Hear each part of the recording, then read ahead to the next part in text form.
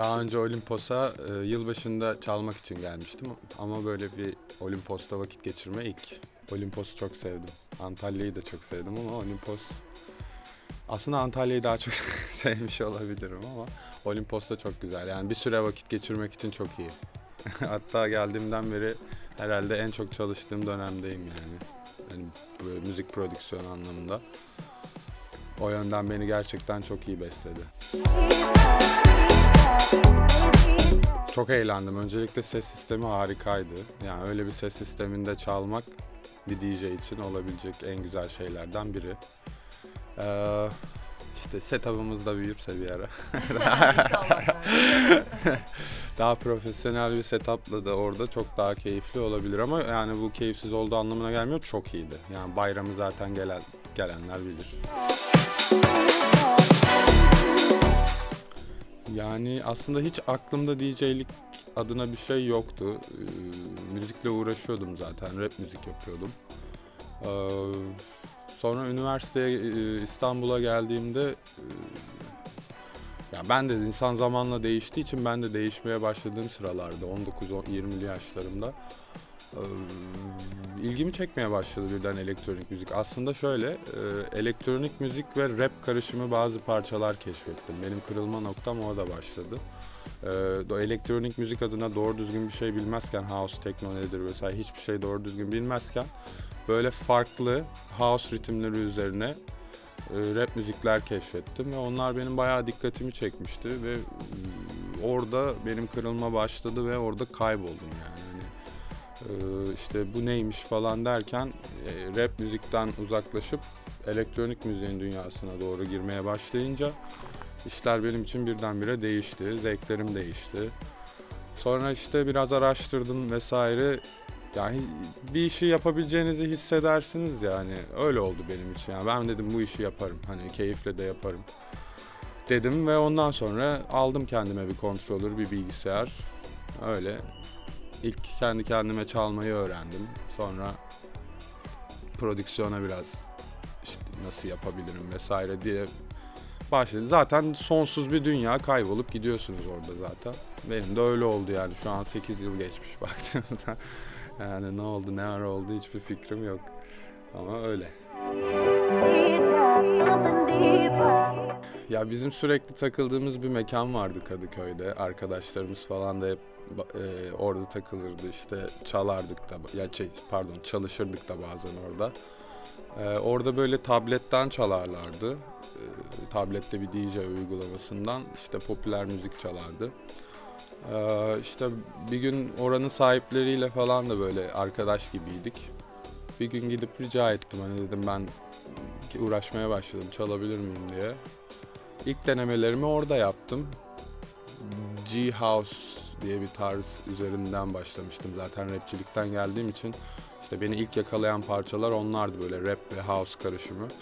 Popüler müzik mekanına da o soundlar gitmişti o zaman çünkü daha böyle elektronik müziğin niş ya zaten bu ilk başlayan DJ'lerde hep olur o niş parçalar değil de daha böyle anlamadığınız için müzikten daha böyle genel herkesin YouTube Deep House'ları vardır ya işte onun gibi işte herkesin hoşuna gidiyordu o yüzden sorun olmamıştı.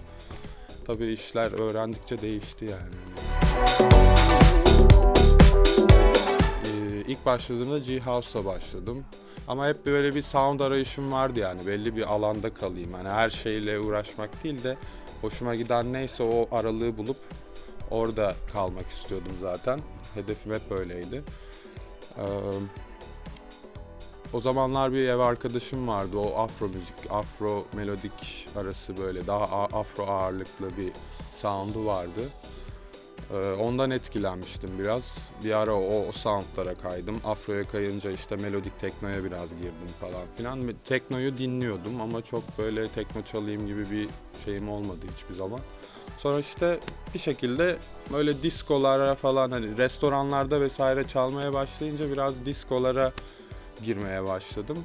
Diskolara girince dedim tamam bu benim için yani bu beni yansıtıyor. Öyle hissettim. Disko'da zaten house'un aslında temeli yani hani house zaten disko'dan temel alarak çıkmış bir müzik. zaten kardeşler yani birbirine. O yüzden disco ve house genel olarak beni yaklaşık bir 3-4 yıldır kendime kitledi yani. İstanbul'da bir melodik tekno furyası vardı yıllardır. Ve ben hiçbir zaman bu melodik teknodan, ya tamam çok iyi çalıyorsa her türlü sound'da eğlenirim, sorun yok, ama benim yapmak istediğim, beni yansıttığını düşündüğüm sound bu değildi. Ve hani piyasaya baktığımda bütün DJ'ler hani ne gerekiyorsa onu çalma peşindeydi ve ben hani bu işi yapacaksam, yani eğer sanatçı olacaksam ki istiyordum, benim için bu doğrular değişir ama benim için hani gerçekten istediğin neyse onun üzerine yoğunlaşarak yapılması gerektiğine inandım. Yani benim için sanat üretmek böyle bir şey olduğunu düşündüm. Yani bu fikir bana nereden yüklendi, nasıl oldu bilmiyorum ama o yüzden hep böyle kendi sevdiğim şeyi yapma konusunda ısrarcı oldum. Bu da bana bayağı zaman kaybettirdi açıkçası. Ya zaman kaybettirdi mi? Daha fazla çalabilirdim ama belki de bu işi bu kadar sevmeyecektim o zaman. Çünkü çok da böyle içime sinmeyen şeyleri çalsaydım veya onlara yoğunlaşsaydım enerjimi onlara harcamış olacaktım. O yüzden iyi oldu yani, böyle sonunda bizim de vaktimiz geldi gibi bir şey oldu yani. Ama bayağı bekledim. Bayağı hani sound değişsin, insanlar sıkılsın ve hani daha çeşitlilik ortaya çıksın diye uzun süre, yaklaşık bir 3-4 yıl sadece bunu bekledim yani. Ya aslında çok bu işe karşı çok bir pişmanlığım yok. Dediğim gibi hep istediğim şeyleri yapmaya çalıştığım için herhangi bir pişmanlığım yok. Hani belki daha farklı davransam daha çok çalabilirdim belki ama pişman değilim ya. Sadece şey konusunda pişmanım. Çalmak için çaldığım yerler oldu. Hani bir şeyi biraz geç anladım. Her DJ'in her yerde çalmaması gerektiğini biraz geç anlamış olabilirim. Onun dışında bir pişmanlığım yok açıkçası. Monitör çok önemli tabii ki de. Monitör konusunda mesela hani bence monitöre yatıracağınız parayı iyi bir ses kartına yatırmanızı tavsiye ederim. Ses kartı işleri gerçekten değiştiriyor. Ben 2x2 M-Track bir ses kartıyla başlamıştım. Ondan Apollo Twin X'e geçtim ve gerçekten böyle ilk hoparlörlerimi bağladığımda şey oldum. Ne oldu ya falan oldum böyle. Yani gerçekten ses kartı işleri değiştiren bir şey. Çünkü monitör demiyorum çünkü bir kere monitörü duyumu için iyi bir akustik alana ihtiyacınız var. Yüzen bir odaya ihtiyacınız var. Yine yapabilirsiniz. Kulağınız sürekli aynı setupta çalıştığı sürece hani o neyin ne olduğunu bilinçaltınız aslında neyin ne olduğunu kafasında oturtmaya başlıyor. Sürekli aynı setupta çalıştığınız zaman. Ama dediğim gibi hoparlör için, ya hoparlöre vereceğiniz parayı kesinlikle ses kartına vermenizi tavsiye ederim prodüksiyon açısından. Onun dışında da başlangıç için bir DDJ 400, yani DJ'in adına DDJ 400 gayet işinizi görecektir. Bir kere en büyük beklentim cebimden hiç para çıkmaması. Yani sigaram falan neyse de hani işte ne bileyim mekana gelirken işte otogardan veya işte havaalanından lokal transferi vesaire, hani bu tarz konularda bir kere kesinlikle karşılanma olmasa bile bir aracın gelip alması vesaire. Çünkü zaten hani piyasa belli, kazandığımız paralar belli. O yüzden ekstra bir masraf, bir DJ'ye ekstra masraf çıkartmıyorsanız okey bence. Onun dışında güzel yemek benim beklentilerim arasında. Eskiden böyle şeyler vardı ya, işte güzel bir yemeğe götürelim falan filan, hiç artık herhalde ekonomiden yani böyle şeyler çok göremiyoruz. Güzel bir yemek kesinlikle benim beklentilerim arasında. Onun dışında yani çok bir beklentim yok ya benim.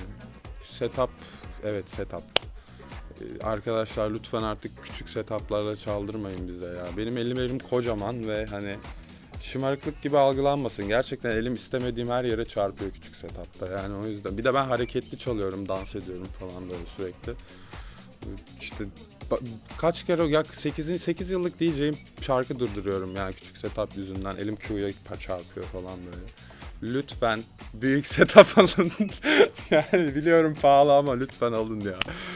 Yani onun dışında kesinlikle bir 2000 Nexus olmalı yani en az. Bir 900 mikser.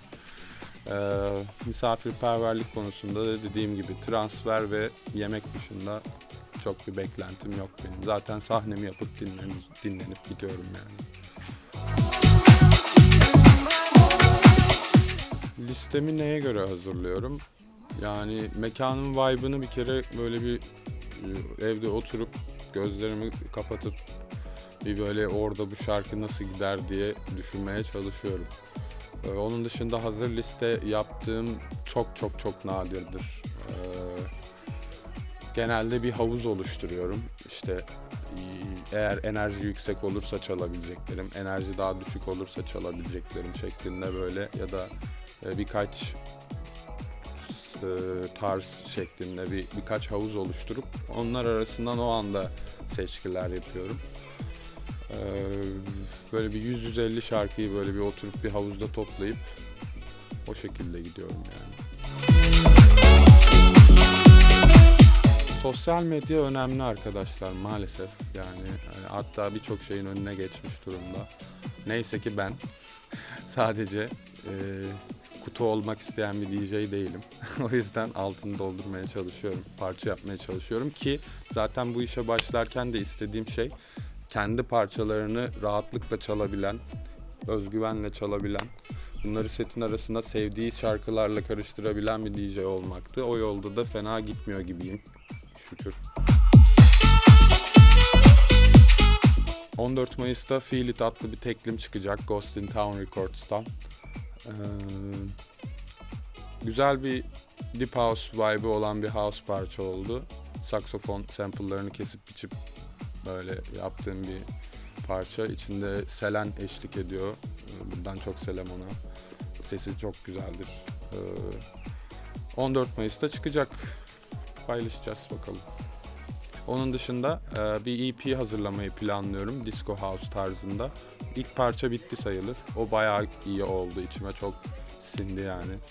Onu paylaşmak için sabırsızlanıyorum. Onun dışında 2 tane set kaydımız var. Onlar da geliyor. Çantamda ne var? Çantamda yani pek ilgi çekici bir şey yok. Hani normal HD25 kulaklığım. Yani memnunum. Evet kesinlikle. Hafif bir kere. Yani başka daha iyi DJ kulaklıkları kesinlikle var ama hani uzun saatler boyunca çalabileceğiniz, hani kafanızı yormayacak bir kulaklık, o yüzden. Başka ne varmış?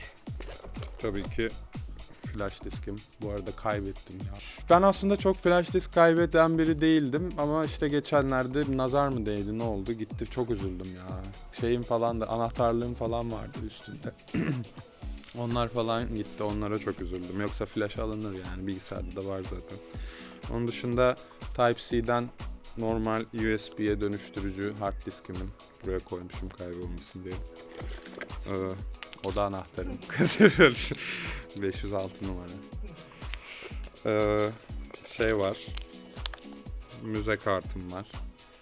Bunu da niye aldım bilmiyorum. Dijitali var zaten.